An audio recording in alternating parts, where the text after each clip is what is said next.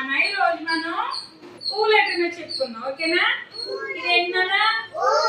ఏంటిది? అందరూ చెప్పాలి. ఇదేంటి? ఊ కాదు, ఊ. ఊ మీద ఏమేమి వచ్చి చెప్పుకుందామా? ఫస్ట్ చెప్పండి. ఏంటిది? ఊ ఉడత, ఊ ఉంగరం, ఊ